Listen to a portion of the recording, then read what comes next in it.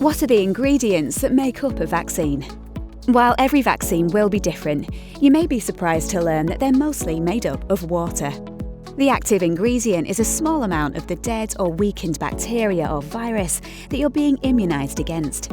This is combined with extremely small amounts of other ingredients, all serving a specific purpose, that are often found in much larger quantities in the body already, or in food.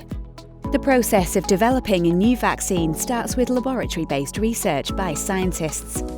When a disease appears in the population, scientists will examine what it is and how it enters and affects the body, so that they can begin to create a vaccine to protect against it. But this is just the start of the process. The vaccine will be subjected to many lab tests, and if it appears to be safe, clinical trials will be carried out on thousands of volunteers, who are closely monitored to make sure it's safe and effective.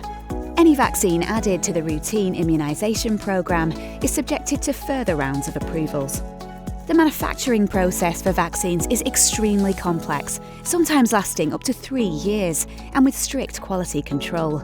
The result of such a rigorous testing and approvals process is that the benefits of vaccines in stopping disease and saving lives far outweigh the risks.